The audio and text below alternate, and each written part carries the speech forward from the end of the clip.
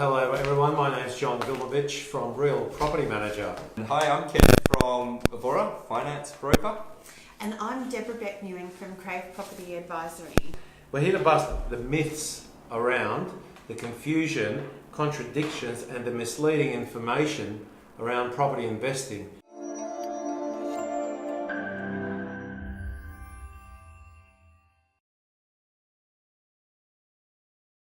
Well, first of all, we have to think about who is actually saying it, and where we're hearing it most is in the media. Of course, the media is in the business of selling newspapers and getting you to listen in on the radio or other places. And so they're really just trying to grab emotional headlines.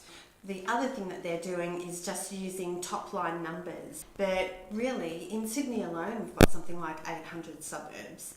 So Australia-wide, we've got around about 15,000, and they are not all doing the same thing all at once. Even within one suburb, there's numerous different markets, whether you're looking for a renovated property, whether you're looking for a house, or whether you're looking for a unit. So really, when you see these headlines, you actually have to get more detail and look at the facts. Well, there's lots of places, but what you need to do is, before you even look at a data set, which is where you get more detail, you have to look at the quality of the information that's being compiled, and you also have to look at their cut-off points. That if we use the data from CoreLogic, and we'd have to say that CoreLogic is one of the more reputable data houses because that's what the RBA uses to make their interest rate decisions every month. And CoreLogic says that we're down over the last 12 months, generally we're down around 7.6%, but that is over the last 12 months. Now, we do know that the general market started its downturn in July 2017, and so we're down around about 10% since that peak. What we're expecting to see generally in the market is we're expecting just a little bit of a kick up by around about 2%, and then we are expecting to see a flat line.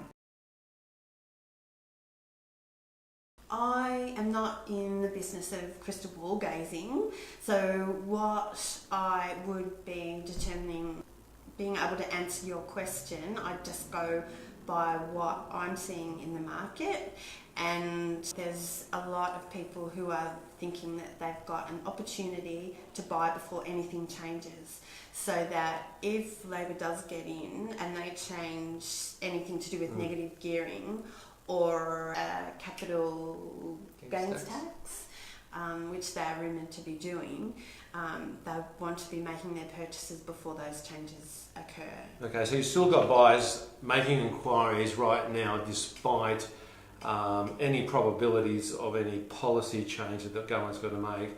People are out there looking for good property with good, decent returns. That's right, and because prices have come down a little bit, people understand that it's better to buy now rather than while it was crazy.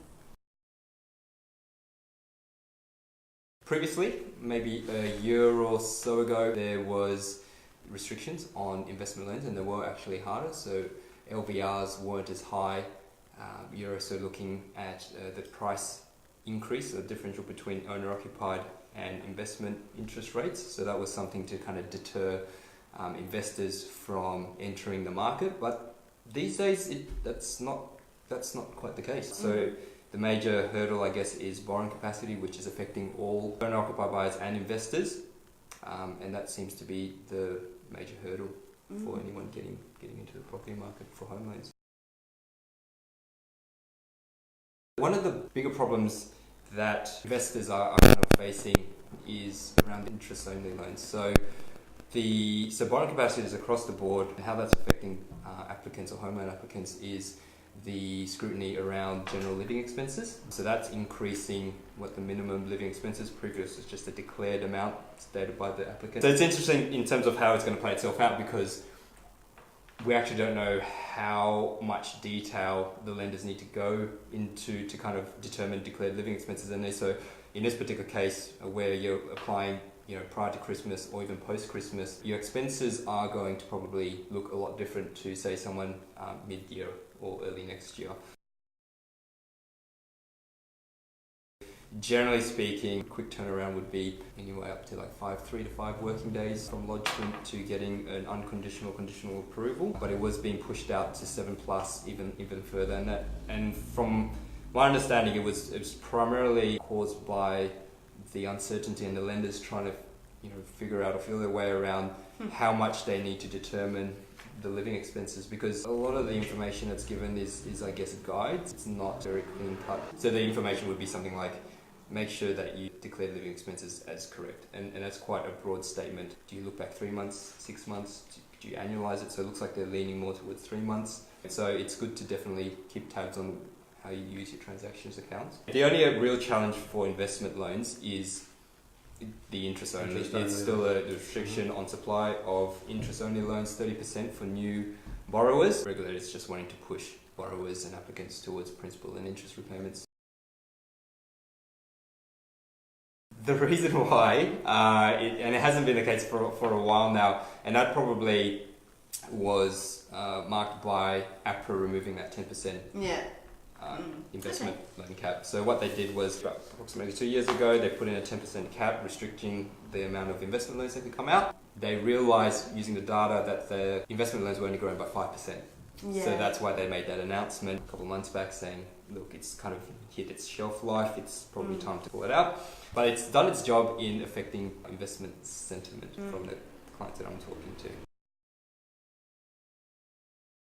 I predominantly work in the Sydney metro areas, so my marketplace, Sydney Metro Market, and there's certainly been change to the rental marketplace that I've seen over the last, I want to say 12 months, probably 2 years. Statistically, rents have been sideways for the last 5 years. Wow. So there really hasn't been much movement, despite the media at times painting a picture of this kind of crisis on affordability and the rents are skyrocketing. In fact, that rents haven't moved at all, and there's a few factors for that. But even in the last month, I've got the latest October 2018 rental data from rent.com, which is a provider of specific rental data itself, that both Sydney apartments and houses have basically zero change, as you can see here, zero in the last month. But it's been like that for quite some time now, and we're kind of expecting that through to next year. And there's probably a few reasons for that. So number one, wage growth. They're going nowhere. The disposition between salary earning and rents going up has increased because simply you cannot justify increasing the rents because they're just not being able to be met. So the market sort of reacted and said, well, no, if wage and salaries aren't increasing, then my living expenses are capped. And so I'm not willing to pay any more rent for a property out there, and the market hasn't reacted favourably to that. The other thing that's obviously been going on is a building and construction boom for the last decade. So we now find ourselves in the city, especially in the Sydney metro market, in an oversupply situation, especially in the apartments, and it's actually showing in the data here already that just under 13% increase in apartments that are available in the marketplace around the Sydney metropolitan area, and not so much obviously in the houses because they're not building houses anymore. So there's been a 3.9% increase in housing stock. The apartments are 3 times that level. So the availability of rental apartments is far and wide through the Sydney marketplace, and there's certainly a downward pressure on rents in the apartment market right now. So tenants have choice, tenants have availability, and it's actually taking 23% longer to fill a rental property than this time last year. If you haven't heard already, New South Wales government passed the 2018 Tenancy Review Bill. So that was after about a 3-year process and stakeholder consultation with landlord and tenant groups and social housing groups.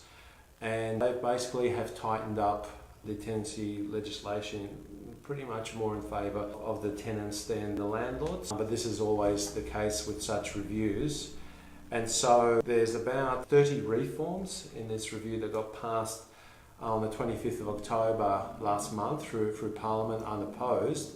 And some of the things that are coming out of that we'll discuss probably in another session because we need a whole hour around just that alone. But a few things are coming out of that, including rental caps, minimum standards in rental property, so the condition of the property and the health and safety standards is getting tightened up. There's a whole new regime around terminating a tenancy for domestic violence as well. And there's a major change that's going to affect property investors with relation to breaking tenants' ability to break a lease. Thanks very much for watching. Press share now to share this content with others.